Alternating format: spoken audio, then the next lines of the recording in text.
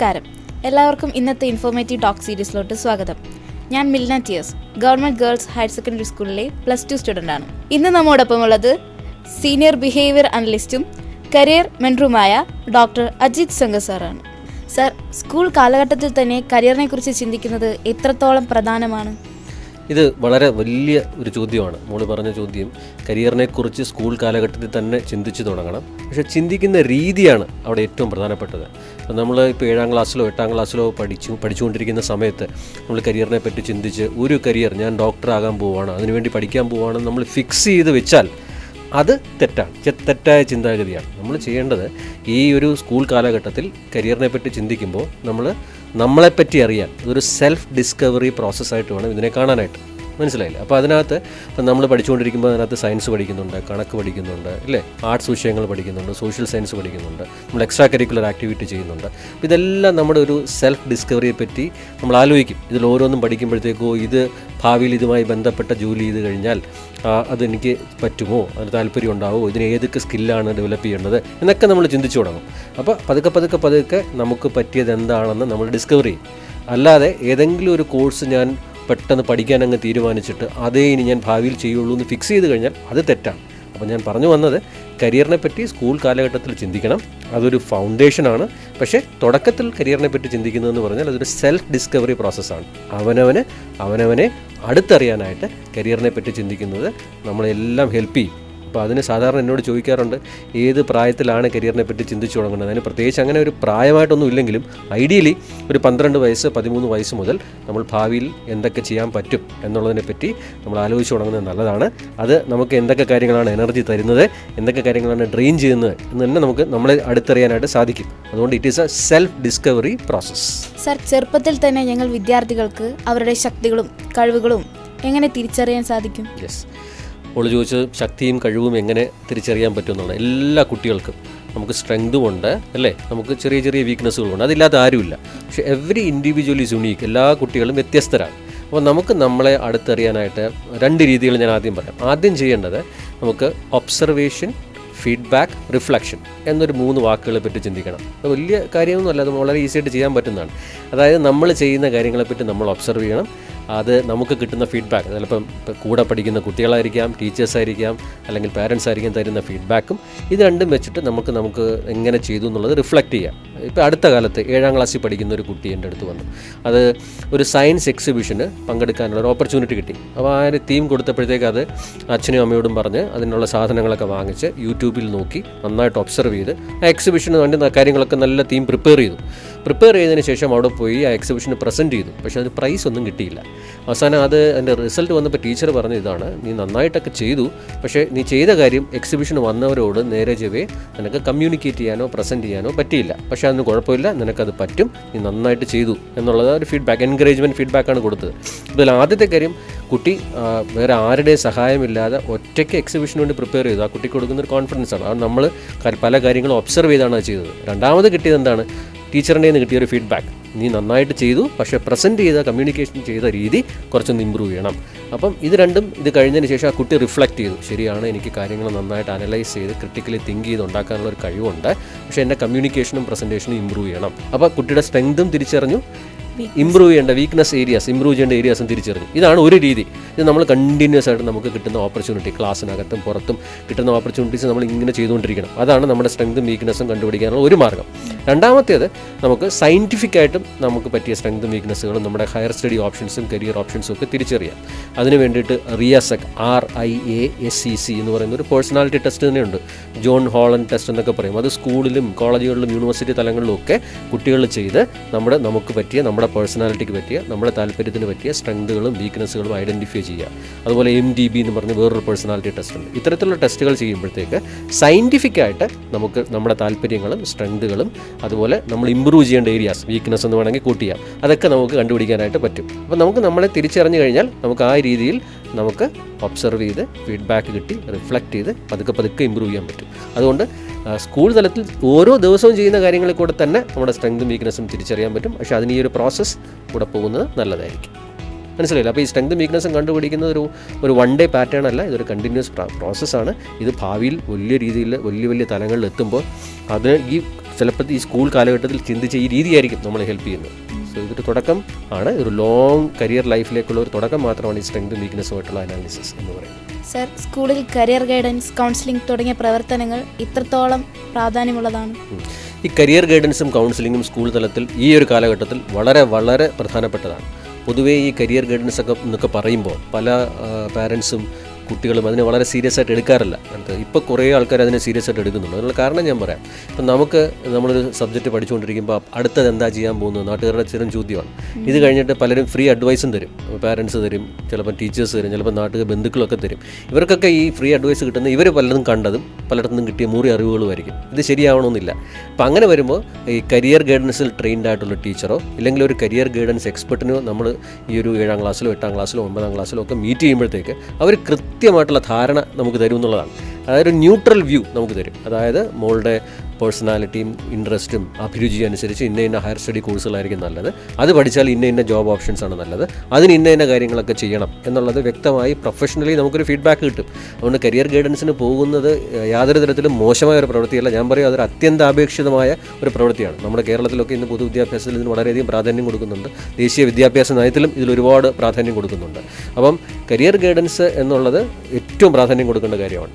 അതുപോലെ തന്നെ നമ്മുടെ ഇമോഷണൽ മെൻ്റൽ ആസ്പെക്റ്റുകൾക്കും കരിയറും പഠിത്തവുമായിട്ട് ബന്ധപ്പെട്ടും ഒക്കെ കൗൺസിലിങ്ങും വളരെ പ്രധാനപ്പെട്ടാണ്. നമുക്കൊക്കെ അറിയാം നമ്മുടെ സ്കൂളുകളിൽ പ്രൊഫഷണൽ കൗൺസിലേഴ്സ് ഉണ്ട്. പ്രൊഫഷണൽ കൗൺസിലേഴ്സിൻ്റെ ഏറ്റവും വലിയൊരു പ്രത്യേകത എന്ന് പറഞ്ഞാൽ നമുക്ക് എന്തെങ്കിലും ഒരു പ്രശ്നമുണ്ടെങ്കിൽ അല്ലെങ്കിൽ ഒരു സൊല്യൂഷൻ വേണമെങ്കിൽ നമുക്ക് അവിടെ ചെന്ന് കോൺഫിഡൻഷ്യലായിട്ട് കാര്യങ്ങൾ പറഞ്ഞ് നമുക്ക് വേണ്ട ഒരു ഓപ്ഷൻസ് കിട്ടി ഒരു തീരുമാനം എടുക്കാനായിട്ട് പറ്റും. പലപ്പോഴും കൗൺസിലിങ്ങിന് പോകുന്നത് എനിക്കെന്തോ അബ്നോർമൽ പ്രോബ്ലം ഉണ്ട്, മനസ്സിന് സുഖമില്ലാത്ത ആൾക്കാരാണ് പോകുന്നൊരു തെറ്റിദ്ധാരണയുണ്ട്. അതല്ല, നമുക്ക് നമ്മുടെ നിത്യജീവിതത്തിലുള്ള പ്രശ്നങ്ങൾ സോൾവ് ചെയ്യാൻ അവനവൻ്റെ പ്രശ്നം അവനവനെ കൊണ്ട് സോൾവ് ചെയ്യാൻ ഹെൽപ്പ് ചെയ്യുന്ന ആൾക്കാരാണ് കൗൺസിലേഴ്സ്. അതുകൊണ്ട് കരിയർ ഗൈഡൻസും കൗൺസിലിങ്ങും പ്രൊഫഷണലായി പോസിറ്റീവായി കിട്ടുന്ന അവസരങ്ങൾ ഉപയോഗിച്ച് എല്ലാ കുട്ടികളും അത് ഉപയോഗിക്കണമെന്നാണ് എനിക്ക് ഈ ഒരു ക്വസ്റ്റ്യൻ ഉത്തരമായിട്ട് പറയാനുള്ളത്. സാർ, നിങ്ങൾ വിദ്യാർത്ഥികൾക്ക് അക്കാദമിക് സമ്മർദ്ദവും കരിയർ അന്വേഷണവും എങ്ങനെ തുലനം ചെയ്ത് കൊണ്ടുപോകാൻ സാധിക്കും? ഈ അക്കാഡമിക് പ്രഷറും കരിയർ പ്ലാനും എങ്ങനെ ബാലൻസ് ചെയ്ത് കൊണ്ടുപോകാൻ പറ്റുമെന്നാണല്ലോ മോള് ചോദിച്ചത്. ഇത് ഒരു കണ്ടിന്യൂസ് ആക്ടിവിറ്റിയാണ്. ഇത് എല്ലാ രീതിയിൽ കൂടെ കടന്നു പോകുന്നതാണ്. നമുക്ക് ഈ അക്കാഡമിക് പ്രഷർ ഒഴിവാക്കാൻ പറ്റില്ല. ഒന്നുകിൽ അക്കാഡമിക് പ്രഷർ നിങ്ങൾക്ക് നിങ്ങളുടെ വീട്ടുകാർ തരും, ഇല്ലെങ്കിൽ നമ്മുടെ പിയേഴ്സ് കൂടെ പഠിക്കുന്നവർ തരും, ഇല്ലെങ്കിൽ അവനവനായിട്ട് തന്നെ അക്കാഡമിക് പ്രഷർ കൊടുക്കും. ഈ അക്കാഡമിക് പ്രഷർ എന്ന് ഉദ്ദേശിക്കുന്നത് എന്താണ്? എനിക്ക് ഏറ്റവും നല്ല മാർക്ക് വേണം, ഏറ്റവും നന്നായിട്ട് പെർഫോം ചെയ്യണം എന്ന് ആഗ്രഹമുള്ളവർക്കാണ് ഈ അക്കാഡമിക് പ്രഷർ വരുന്നത്. ഒരു തരത്തിൽ പറഞ്ഞാൽ അത് നല്ലതാണ്. പക്ഷേ അത് അവസാനം അത് നമ്മുടെ പെർഫോമൻസിലേക്ക് കലാശിക്കും എന്നുള്ളതാണ്. പക്ഷേ അത് ഓവർ ആൻസൈറ്റി ആയാലും പ്രശ്നമാണ്. ഇപ്പോൾ ഞാൻ ഒരു കുട്ടി അടുത്ത കാലത്ത് കണ്ടത്, ക്ലാസ്സിൽ 70 പേരുള്ള ഒരു കുട്ടി എന്ന് പറഞ്ഞാൽ 2 ബാച്ചോട് ചേർന്ന് 70 കുട്ടി. ആ കുട്ടി എപ്പോഴും ആദ്യത്തെ 3-ൽ വരികയാണ്. പക്ഷേ എപ്പോഴും അതിന് ഒന്നാമതാകാൻ പറ്റുന്നില്ല എന്നുള്ളൊരു ടെൻഷനാണ്. പക്ഷേ 70 പേരിൽ 3-മതായി എന്ന് പറയുമ്പോൾ ആ കുട്ടി അങ്ങനെ ചിന്തിച്ച് കഴിഞ്ഞാൽ അതിന് കിട്ടുന്നൊരു പോസിറ്റീവായിട്ടൊരു ഇമ്പാക്റ്റ് ഉണ്ട് അല്ലേ. അപ്പം പെർഫോമൻസിന് അക്കാഡമിക് പ്രഷർ ഉണ്ടെങ്കിലും പോസിറ്റീവായിട്ട് ചിന്തിക്കണം. ഇനി കരിയർ പ്ലാനുമായിട്ട് അതിനെ ബാലൻസ് ചെയ്ത് കൊണ്ടുപോകാൻ വേണം. അതെങ്ങനെയാണെന്ന് പറഞ്ഞു കഴിഞ്ഞാൽ, ഇപ്പം ഒരാൾക്കൊരു പൈലറ്റ് ആവണമെന്ന് ആഗ്രഹമുണ്ടെന്ന് വെച്ചോളൂ. പക്ഷേ അത് പഠിക്കുമ്പോൾ അതിന് കണക്കും സയൻസും ഒന്നും ഇഷ്ടമല്ല. പക്ഷേ അതിന് പൈലറ്റ് ആവണമെന്ന് വലിയ ആഗ്രഹമാണ്, അങ്ങനെ ഒരു കരിയർ വേണം എന്നുള്ളതാണ്. അപ്പോൾ പൈലറ്റ് ആവണമെന്ന് പറയുമ്പോൾ തന്നെ അതിനൊരു ആ സ്വപ്നവും അതിൻ്റെ ഒരു സന്തോഷവും ആ എനർജിയൊക്കെ കാണാം. അപ്പോൾ പൈലറ്റ് ആവണമെന്നുണ്ടെങ്കിൽ പക്ഷേ മാത്സും ഫിസിക്സും കമ്പൽസറി ആയിട്ട് പഠിച്ചേ പറ്റും. അപ്പോൾ അങ്ങനെ വരുമ്പോൾ എൻ്റെ ആഗ്രഹത്തിന് ഞാൻ ഈ വിഷയം പഠിച്ചേ പറ്റൂ. അപ്പോൾ ആ ആഗ്രഹത്തിനെ പറ്റി, കരിയർ ഗോളിനെ പറ്റി ചിന്തിക്കുമ്പോൾ മാത്സ് എടുക്കുമ്പോൾ അതിനകത്ത് ടൈമും സ്പീഡും വെലോസിറ്റിയും ഒക്കെ അതിനെപ്പറ്റി ചിന്തിച്ച് പഠിക്കുന്നു. അങ്ങനെ വരുമ്പോഴത്തേക്ക് എൻ്റെ ലോങ് ടേം ആയിട്ടുള്ള സ്വപ്നത്തിനെ പറ്റി ആലോചിച്ച് ഈ വിഷയം പഠിക്കുമ്പോൾ ആ കുട്ടിക്ക് കണക്കും ഫിസിക്സും ഒക്കെ നേരത്തെ ഉണ്ടതിനേക്കാൾ ഒരുപാട് നന്നായിട്ട് ഇമ്പ്രൂവ് ചെയ്യാൻ പറ്റി. അപ്പം നമ്മൾ ഇപ്പോഴത്തെ പെർഫോമൻസിനെ ഭാവിയിലുള്ള പർപ്പസ് സഹായിച്ചു എന്നുള്ളതാണ്. അപ്പോൾ എങ്ങനെ ബാലൻസ് ചെയ്യുമെന്ന് വെച്ച് കഴിഞ്ഞാൽ, അക്കാഡമിക് പ്രഷർ എന്ന് ഉദ്ദേശിക്കുന്ന അൾട്ടിമേറ്റ്ലി അത് പെർഫോമൻസിലാണ് കലാശിക്കേണ്ടത് അല്ലേ. കരിയർ എന്ന് പറയുന്നത് അതിനൊരു പർപ്പസ് വേണം. പ്രഷർ ഇല്ലാതെ നമുക്ക് നന്നായിട്ട് ചെയ്തു കഴിഞ്ഞാൽ നന്നായിട്ട് പെർഫോം ചെയ്യാൻ പറ്റും. ആ പ്രഷർ ഇല്ലാതെ പെർഫോം ചെയ്യാൻ നമുക്ക് എന്ത് വേണം? ലോങ് ടേം ആയിട്ടൊരു പർപ്പസും ലക്ഷ്യവും വേണം. അതാണ് പൈലറ്റ് ആവാനുള്ള സ്വപ്നം വെച്ച് പഠിച്ചപ്പോൾ കണക്കും ഫിസിക്സും ഈസി ആയിട്ട് ആ കുട്ടിക്ക് പഠിക്കാൻ പറ്റി എന്ന് ഞാൻ പറയാനുള്ള കാരണം. അപ്പോൾ തീർച്ചയായിട്ടും അങ്ങനെ ചിന്തിച്ച് കഴിഞ്ഞാൽ നമുക്ക് അക്കാഡമിക് പെർഫോമൻസും കരിയർ പ്ലാനും ബാലൻസ് ചെയ്ത് തന്നെ കൊണ്ടുപോകാൻ പറ്റും. സാർ, അങ്ങയുടെ അഭിപ്രായത്തിൽ കരിയറിനെ കുറിച്ച് വളരെ നേരത്തെയോ വളരെ വൈകിയോ ചിന്തിക്കുമ്പോൾ ഉണ്ടാകുന്ന പ്രശ്നങ്ങൾ എന്തൊക്കെയാണ്? എന്തായാലും കരിയറിനെ പറ്റി ചിന്തിക്കണം എന്നുള്ളതിനെ പറ്റി തർക്കമൊന്നുമില്ല. അപ്പോൾ ഇതിനകത്ത് കരിയറിനെ പറ്റി നേരത്തെ ചിന്തിച്ചാൽ എന്തെങ്കിലും കുഴപ്പമുണ്ടോ എന്നുള്ളതാണ് ആദ്യത്തെ ചോദ്യം. അതിന് കുഴപ്പം എന്താണെന്ന് വെച്ച് കഴിഞ്ഞാൽ, വളരെ നേരത്തെ ചിന്തിച്ചു കഴിഞ്ഞാൽ നമ്മൾ ചിലപ്പോൾ ഈ അനാലിസിസ് ഒക്കെ നടത്തി ഉദാഹരണത്തിന് ഡോക്ടറാകാൻ പറ്റും നിനക്ക് എന്ന് ആരെങ്കിലും പറഞ്ഞു കഴിഞ്ഞാൽ പിന്നെ നമ്മുടെ ചിന്ത കംപ്ലീറ്റ് എന്താണ്? ബയോളജി പഠിക്കണം, നീറ്റ് എഴുതണം, ഡോക്ടർ ആവണം. പിന്നെ ആ ഒരൊറ്റ മൈൻഡ് സെറ്റിലായിരിക്കും പോകുന്നത്. അതിനെ ടണൽ വിഷൻ എന്നാണ് നമ്മൾ പറയുന്നത്. അപ്പോൾ പക്ഷേ നമ്മുടെ ബ്രെയിൻ വളർന്നുകൊണ്ടിരിക്കുകയാണ്, നമുക്ക് സോഷ്യൽ എക്സ്പോഷർ കിട്ടും, അല്ലേ പുതിയ പുതിയ കാര്യങ്ങൾ ലോകത്ത് വന്നുകൊണ്ടിരിക്കുകയാണ്. അപ്പോൾ ഇതൊക്കെ കാണുമ്പോഴും കേൾക്കുമ്പോഴും ബാക്കിയുള്ളവർ പറയുമ്പോഴും അതിലൊക്കെ ചിലപ്പോൾ ആഗ്രഹങ്ങൾ തോന്നാം, നമ്മുടെ താല്പര്യം മാറും. പക്ഷെ നമ്മൾ ഓൾറെഡി അവിടെ ഫിക്സ് ചെയ്ത് വെച്ചിരിക്കുക ഡോക്ടർ ആവണമെന്ന്. അപ്പോൾ വേറെ കഴിവുകളുണ്ടെങ്കിലും പിന്നെ അതെനിക്ക് പറ്റില്ല, ഓൾറെഡി ഫിക്സ് ചെയ്ത് പോയി എന്ന് പറഞ്ഞ് മനസ്സിനൊരു ടെൻഷൻ വരികയും കോൺഫ്ലിക്റ്റ് ഓഫ് തിങ്കിങ്ങും ഐഡിയാസും ഉണ്ടാകാനുള്ള ചാൻസ് ഉണ്ട്. അതുകൊണ്ടാണ് തുടക്കത്തിൽ ആദ്യത്തെ ചോദ്യത്തിന് ഉത്തരവായിട്ട് ഞാൻ പറഞ്ഞത്, നമ്മൾ കരിയർ പ്ലാൻ ചെയ്യുമ്പോഴത്തേക്ക് എന്ത് ചെയ്യണമെന്ന് ഫിക്സ് ചെയ്യരുത്. നമ്മളെല്ലാം കണ്ട് പഠിച്ച് എക്സ്പ്ലോർ ചെയ്ത് അവനവനെ അടുത്തറിയാനായിട്ട് ശ്രമിക്കുക. അങ്ങനെ വരുമ്പോഴത്തേക്ക് നമുക്ക് കറക്റ്റ് സമയമാകുമ്പോഴത്തേക്ക് ഒരു പക്ഷേ 10ാം ക്ലാസ് കഴിഞ്ഞിട്ടോ 12ാം ക്ലാസ് കഴിഞ്ഞിട്ടോ ഡിഗ്രി കഴിഞ്ഞിട്ടോ ഒരു ഡിസിഷൻ എടുക്കാനായിട്ട് ഈ നേരത്തെയുള്ള കരിയർ പ്ലാനിങ് ഹെൽപ്പ് ചെയ്യും. അതുകൊണ്ട് കരിയർ നേരത്തെ ചിന്തിച്ചാൽ ചിലപ്പോൾ അതൊരു ഫിക്സഡ് മൈൻഡ് സെറ്റിലേക്ക് പോകും. അതാണ് അതിൻ്റെ ഒരു കുഴപ്പം. ഇത് ലേറ്റായിട്ട് ചിന്തിച്ചാലുള്ള കുഴപ്പം പലരും ഞാൻ കാണാറുണ്ട്. ഡിഗ്രി കഴിഞ്ഞ് PG കഴിഞ്ഞ് എല്ലാം കഴിഞ്ഞിട്ട് അതുവരെ ഒരു കുഴപ്പമില്ല, ഇതിനെപ്പറ്റി ജോലിയെ പറ്റിയോ കരിയറിനെ പറ്റിയോ ചിന്തിക്കുക. ഇത് കഴിയുമ്പോഴത്തേക്ക് വന്നിട്ട് അയ്യോ സർ അടുത്ത് എങ്ങോട്ട് പോകണം എന്നുള്ളവർ ആദ്യം പിടിച്ച് നടക്കുന്ന ഒരു ആൾക്കാരെ കാണാറുണ്ട്. കാരണം അവരെ പറ്റി ചിന്തിച്ചിട്ടില്ല, ഓപ്ഷനെ പറ്റി ചിന്തിച്ചിട്ടില്ല. അങ്ങനെ വരുന്നവർ പ്രധാനമായിട്ടും 3 കാര്യങ്ങളിലേക്ക് തെറ്റായി പോവാം. ഒന്നാമത്തെ കാര്യം, എന്തെങ്കിലും കിട്ടിയാൽ മതി എന്ന് പറഞ്ഞിട്ട് അവർക്ക് പറ്റിയതാണെന്ന് പോലും ആലോചിക്കാതെ ഏതെങ്കിലുമൊക്കെ കോഴ്സ് എടുത്തോ ജോലിയിലോ പോയി കഴിഞ്ഞ് പെട്ടെന്ന് അത് ഉപേക്ഷിച്ച് ഒന്നുമല്ലാതെ നടക്കുന്ന ആൾക്കാരെ ഞാൻ കാണാറുണ്ട്. രണ്ടാമത്തേത് പിയർ പ്രഷർ. കൂടെ ഉള്ളവരൊക്കെ പറയണം ഇപ്പോൾ അതിനാണ് ട്രെൻഡ്, സിവിൽ സർവീസിൻ്റെ ട്രെൻഡ്, ബാങ്കിൻ്റെ ട്രെൻഡ്, അല്ലെങ്കിൽ ആ ജോലിക്ക് പോകാം. അവനവന് പറ്റുമോ നോക്കുന്നില്ല, ബാക്കിയുള്ളവരുടെ പ്രഷർ അനുസരിച്ച് അവരെല്ലാം പോകുന്നു, എന്നാൽ ഞാനും പോയേക്കാമെന്ന് വിചാരിക്കുക. അതാണ് രണ്ടാമത്തെ. മൂന്നാമത്തേത്, ഇങ്ങനെ ഒരു ഡിസിഷൻ എടുക്കാൻ പറ്റാതെ വരുമ്പം ചിലപ്പോൾ വളരെ അട്രാക്റ്റീവായിട്ടുള്ള പരസ്യങ്ങൾ കണ്ടിട്ട് പൈസ കൊടുത്ത് ജോലിക്ക് കയറുക, ബോണ്ട് ഒപ്പിടുക, അങ്ങനെയുള്ള പല ട്രാപ്പുകളിലും ചെന്ന് വിടാനും സാധ്യതയുണ്ട്. അതുകൊണ്ട് ലേറ്റായിട്ട് എല്ലാം കഴിഞ്ഞിട്ട് കരിയറിനെ പറ്റി ചിന്തിക്കരുത്. അത് പഠിച്ചുകൊണ്ടിരിക്കുമ്പോൾ തന്നെ കരിയറിനെ പറ്റി ചിന്തിച്ച് തുടങ്ങിയാൽ അത് ചിന്തിച്ച് നമുക്ക് സമയമാകുമ്പോഴത്തേക്ക് ഒരു കറക്റ്റ് ഡിസിഷൻ എടുക്കാൻ പറ്റും, നമ്മുടെ സ്ട്രെങ്തും വീക്ക്നെസ്സും അനലൈസ് ചെയ്ത്. അതുകൊണ്ട് എയർലി ചിന്തിച്ചാലും ചെറിയ പ്രോബ്ലം ഉണ്ട്, ലേറ്റായിട്ട് ചിന്തിച്ചാലും ഇത്തരത്തിലുള്ള പ്രോബ്ലംസ് ഉണ്ട്. സർ, ഇന്നത്തെ വിദ്യാർത്ഥികൾ ഏറ്റവും കൂടുതൽ നേരിടുന്ന പ്രധാന വെല്ലുവിളികളാണ് മാനസികവും ലൈംഗികമായുള്ള പീഡനങ്ങളും മറ്റും. ഇതെല്ലാം തരണം ചെയ്ത് എങ്ങനെ മുന്നോട്ട് വരാൻ സാധിക്കും?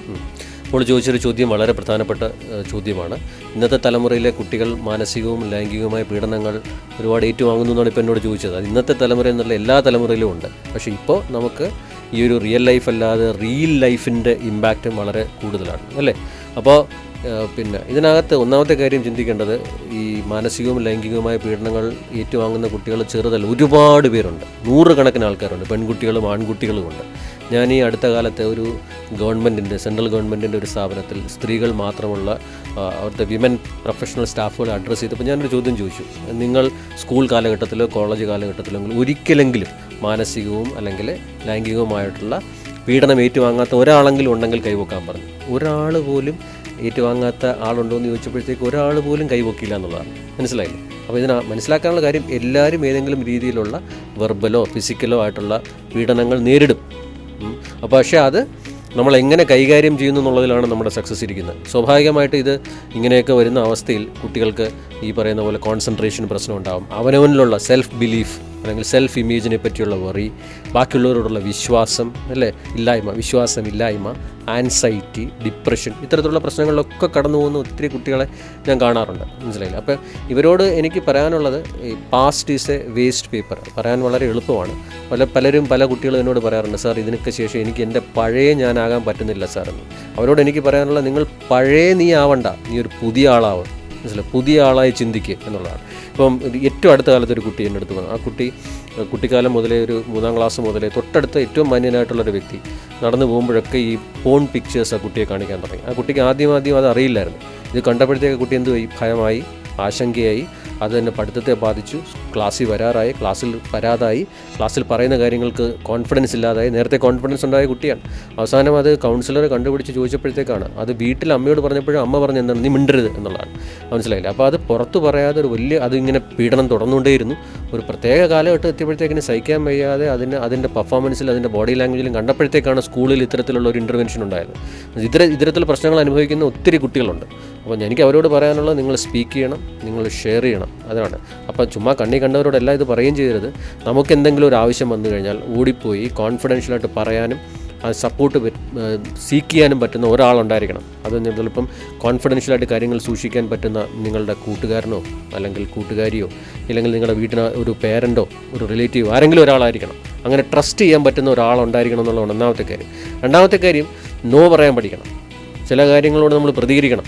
ഇത് നമ്മൾ ഈ പറയുന്ന പോലെ കേട്ടിട്ട് അത് അനുഭവിച്ച് ആശങ്കയും ഭയവുമായിട്ട് നടക്കാനല്ല, പ്രതികരിക്കേണ്ടിടത്ത് പ്രതികരിക്കണം. അതിന് വേണ്ടിയിട്ടാണ് നമ്മളിപ്പോൾ SPC പോലെയുള്ള കമ്മ്യൂണിറ്റി ആക്ടിവിറ്റിയിൽ നമുക്ക് എന്താണ് കോൺഫിഡൻസ് ഉണ്ടാവുകയാണ്. പ്രതികരിക്കേണ്ടിടത്ത് നമ്മൾ പ്രതികരിക്കുക തന്നെ വേണം. ഈ പുതിയ തലമുറ പഠിക്കേണ്ട ഒരു കാര്യമാണ്. ഒരുപാട് പേര് അത് ചെയ്യുന്നുണ്ട്. ഈ ഒരു മെസ്സേജ് തന്നെ നമ്മളെല്ലാവരുടെയും മനസ്സിൽ അതുണ്ടാവണം എന്നുള്ളതാണ്. അല്ലാതെ നമ്മുടെ പഴയ കാര്യങ്ങളും വേദനകളെയും കെട്ടിപ്പിടിച്ച് ഇന്നത്തെ വിലപ്പെട്ട സമയം കളയരുത്. മനസ്സിലായില്ലേ? പഴയ ആളല്ല, നമ്മളൊരു പുതിയ ആളാനായിട്ട് ശ്രമിക്കണം എന്നുള്ളതാണ് എനിക്ക് അത്തരത്തിലുള്ള ആൾക്കാരോട് പറയാനുള്ള. ഇത്തരത്തിലുള്ള ആൾക്കാരെന്ന് പറഞ്ഞാൽ എല്ലാവരും ഇത്തരത്തിലുള്ള പ്രോസസ്സിൽ കൂടെ കടന്നു പോകുന്നവരാണ്. അപ്പോൾ ട്രസ്റ്റഡായിട്ട് കാര്യങ്ങൾ പറയാൻ പറ്റണം, ഷെയർ ചെയ്യണം, പ്രതികരിക്കേണ്ടടുത്ത് പ്രതികരിക്കണം. പഴയതിനെ പറ്റി ആശങ്കപ്പെടാതെ പുതിയതായിട്ട് ജീവിതത്തിൽ ഓരോ ദിവസം എണീക്കുമ്പോഴും ഒരു പർപ്പസോട് കൂടി മുന്നേറാൻ പറ്റണം. അതാണ് ഒരു ബേസിക്കായിട്ട് എനിക്ക് ഇത്തരത്തിലുള്ള ആശങ്കകളുള്ള കുട്ടികളോട് പറയാനുള്ളത്. സർ, സ്കില്ല് വളരെ ഇമ്പോർട്ടൻ്റ് ആയിട്ടുള്ള ഒരു കാര്യമാണല്ലോ, അതിനെപ്പറ്റി എന്താണ് പറയാനുള്ളത്? നമ്മുടെ ഇപ്പോഴത്തെ ദേശീയ വിദ്യാഭ്യാസ നയത്തിലും അതുപോലെ തന്നെ സംസ്ഥാന പൊതുവിദ്യാഭ്യാസത്തിലും ഉന്നത വിദ്യാഭ്യാസത്തിലും ഒക്കെ നമ്മൾ സ്കില്ലിന് വളരെ പ്രാധാന്യം നൽകുന്നുണ്ട്. ഈ പണ്ടൊക്കെ പറയുമായിരുന്നു എങ്ങനെയെങ്കിലും നീ പഠിച്ച് മാർക്ക് വാങ്ങിക്ക് ജോലി കിട്ടുമെന്ന് പറയുന്നില്ലേ. ഇപ്പോൾ അത് പതുക്കെ മാറി വരികയാണ്. നമുക്ക് ഈ അക്കാഡമിക് മാർക്സ് ഏതെങ്കിലും ജോലിക്ക് വേണ്ടിയിട്ടുള്ള ഇൻ്റർവ്യൂ റൂമിൻ്റെ ഡോറിനടുത്ത് വരെ എത്താനേ നമുക്ക് മാർക്സ് സഹായിക്കുകയുള്ളൂ. പക്ഷേ ആ ഡോറിനകത്ത് കയറി പെർഫോം ചെയ്യാനും ജോലി കിട്ടാനും ജോലിയിൽ കണ്ടിന്യൂ ചെയ്യാനും സ്കില്ല് വളരെ അത്യാവശ്യമാണ്, അല്ലേ? അപ്പോൾ ആ സ്കില്ല് കിട്ടുന്നത് എങ്ങനെയാണ്? ക്ലാസ് റൂമിൽ മാത്രം ഇരുന്നാൽ കിട്ടില്ല. നമുക്ക് കിട്ടുന്ന ഓപ്പർച്യൂണിറ്റീസ് എല്ലാം ഉപയോഗിക്കണം. അപ്പം അത് NSS ആവാം, NCC ആവാം, SPC ആവാം, സ്കൗട്ട് ആവാം, ഗൈഡ് ആവാം, അതുപോലെ തന്നെ ക്ലാസ് മോണിറ്ററിംഗ് ആവാം. ഇത്തരത്തിലുള്ള അവസരങ്ങൾ എല്ലാം ഉപയോഗിക്കണം. 100ൽ 100 മാർക്ക് വാങ്ങിച്ചിട്ട് മനുഷ്യരുടെ മുഖത്ത് നോക്കി സംസാരിക്കാൻ അറിയാത്ത ആൾക്കാരെ അല്ല ഇപ്പോൾ സ്ഥാപനങ്ങൾക്ക് വേണ്ടത്. ഒരുവിധം നന്നായി പഠിക്കുകയും ആൾക്കാരോട് നന്നായി പെരുമാറുകയും അതുപോലെ തന്നെ എക്സ്ട്രാ കരിക്കുലർ കമ്മ്യൂണിറ്റി ആക്ടിവിറ്റികളോട് സഹാനുഭൂതിയോട് മറ്റുള്ളവരോട് പെരുമാറുകയും നല്ല മൂല്യങ്ങളുണ്ടാവുകയും കുറച്ച് ഫുട്ബോളും ക്രിക്കറ്റും ഡാൻസും ഒക്കെയുള്ള മൾട്ടി സ്കിൽഡായിട്ടുള്ള മൾട്ടി പെർസ്പെക്റ്റീവായിട്ടുള്ള ആൾക്കാരെയാണ് ഇന്ന് എല്ലാ ജോലി സ്ഥലത്തും ആവശ്യം. അപ്പോൾ അത് സ്കൂൾ തലത്തിൽ കിട്ടുന്ന അവസരങ്ങൾ ഉപയോഗിക്കണം. അപ്പോൾ സ്കില്ലിനെ പറ്റി ചോദിക്കുകയാണെങ്കിൽ പ്രധാനമായിട്ടും 4 സ്കില്ലുകൾ നമ്മൾ വളർത്തിയെടുക്കേണ്ടതുണ്ട്. അത് ഓരോ ദിവസവും ക്ലാസ്സിൽ ശ്രദ്ധിച്ചാൽ തന്നെ നമുക്ക് വളർത്തിയെടുക്കാൻ പറ്റും. ഒന്നാമത്തേതാണ് ഹാർഡ് സ്കിൽ. ഹാർഡ് സ്കിൽ എന്ന് പറയുന്നത് ഉദാഹരണത്തിന് നമ്മൾ കമ്പ്യൂട്ടർ പഠിക്കുന്നു, ഇപ്പോൾ കോഡിംഗ് പഠിക്കുന്നു. ആ കോഡിംഗ് പഠിക്കുന്നതിനാണ് നമ്മൾ ഹാർഡ് സ്കിൽ എന്ന് പറയുന്നത്. ഇത് നാളെ നമ്മൾ ജോലി സ്ഥലത്ത് പോകുമ്പോൾ ഈ സ്കില്ല് നമ്മളെ ഹെൽപ്പ് ചെയ്യും. രണ്ടാമത്തേതാണ് സോഫ്റ്റ് സ്കിൽ. സോഫ്റ്റ് സ്കിൽ എന്ന് പറയുന്നത് നമ്മുടെ പേഴ്സണാലിറ്റിയുമായി ബന്ധപ്പെട്ടാണ്. ആൾക്കാരുടെ മുഖത്ത് നോക്കി ചിരിക്കുക, വിഷ് ചെയ്യുക, സംസാരിക്കുക, സമയത്ത് കാര്യങ്ങൾ ചെയ്യുക, അല്ലേ? ഒരു ലീഡർഷിപ്പ് ക്വാളിറ്റി കാണിക്കുക. ഇതൊക്കെ നമുക്ക് എന്താണ് സോഫ്റ്റ് സ്കിൽ എന്ന് പറയും. മൂന്നാമത്തേതാണ് മെൻ്റൽ ഹെൽത്ത് സ്കിൽ എന്ന് പറയുന്നത്. മെൻ്റൽ ഹെൽത്ത് സ്കിൽ എന്ന് പറയുന്നത് ചെറിയ കാര്യങ്ങൾ വരുമ്പോൾ ആശങ്കപ്പെടാതിരിക്കുക, ആൻസൈറ്റി ഉണ്ടാകാതിരിക്കുക, ഇമോഷണൽ ബാലൻസോടുകൂടി പോവുക, ബാക്കിയുള്ളവരെ കേൾക്കുക, നമ്മൾ പറയുന്നത് കേൾക്കാനായിട്ട് ആൾക്കാരുണ്ടാക്കാനുള്ള അറ്റ്മോസ്ഫിയർ ഉണ്ടാക്കിയെടുക്കുക, ദേഷ്യം കൺട്രോൾ ചെയ്യുക. ഇതെല്ലാം മെൻ്റൽ ഹെൽത്ത് സ്കിൽസാണ്. നാലാമത്തേതാണ് ഡിജിറ്റൽ സ്കിൽസ്. ഈ ഒരു കാലഘട്ടത്തിൽ ഇൻഡസ്ട്രി 5.0 കൂടെ കടന്നു പോകുമ്പോൾ നമുക്ക് ഡിജിറ്റൽ സ്കിൽസ് ഇല്ലാതെ പറ്റില്ല. അത് നിങ്ങൾ മാത്സ് പഠിച്ചാലും സയൻസ് പഠിച്ചാലും ഹ്യൂമാനിറ്റി പഠിച്ചാലും കൊമേഴ്സ് പഠിച്ചാലും ടെക്നോളജി ഒരു ഇൻ്റഗ്രൽ പാർട്ടാണ്. AI, മെഷീൻ ലേണിങ്ങും ഡേറ്റ അനലിസ്റ്റും ഒക്കെ ഇനിയുള്ള ഡേറ്റ അനാലിസിസും ഒക്കെ ഇനിയുള്ള കാലഘട്ടങ്ങളിൽ വളരെ പ്രധാനപ്പെട്ടതാണ്. ഈവൻ ഗെയിമിങ് പോലും, ഗെയിം കളിക്കുക എന്നുള്ളതല്ല, ഗെയിം ഡെവലപ്പ് ചെയ്യുക. അപ്പോൾ ഇങ്ങനെ ഓരോ ഡിജിറ്റൽ സ്കിൽസ് പഠിക്കുമ്പോഴും നമുക്ക്, ഞാൻ തുടക്കത്തിൽ പറഞ്ഞ പോലെ, നമ്മളെ എക്സ്പ്ലോർ ചെയ്യാനായിട്ട് ഇത് സഹായിക്കും. അതുകൊണ്ട് സ്കില്ലെന്ന് പറയുന്നത് നമ്മൾ പഠിച്ച കാര്യങ്ങൾ നന്നായി അപ്ലൈ ചെയ്യാനുള്ള ഒരാളുടെ കഴിവിനെയാണ് സ്കില്ലെന്ന് പറയുന്നത്. സ്കില്ലില്ലാത്തൊരു കാലഘട്ടം ഇനിയില്ല. മനസ്സിലായില്ലേ? ഒരു പക്ഷേ തുടക്കത്തിൽ പറഞ്ഞ പോലെ മാർക്ക് നിങ്ങളെ ഈ ഇൻ്റർവ്യൂ റൂമിൻ്റെ മുമ്പിലെത്തിക്കും, പക്ഷേ സ്കിൽ ലോകത്തിന് മുന്നിൽ നിങ്ങൾ ആരാണെന്ന് വിളിച്ചു പറയും. അതാണ് വ്യത്യാസം.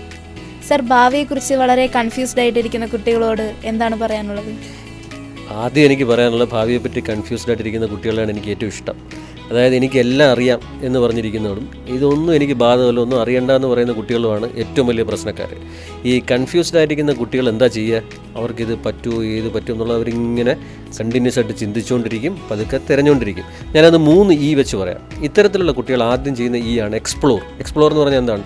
ഇതെനിക്ക് പറ്റുമോ, അതെനിക്ക് പറ്റുമോ എന്ന് പറഞ്ഞിട്ട് എല്ലാം അവരൊന്ന് പരീക്ഷിച്ച് നോക്കും. ഇത് ഓരോന്നും പരീക്ഷിച്ച് നോക്കുമ്പോൾ അവർക്ക് എന്ത് കിട്ടും?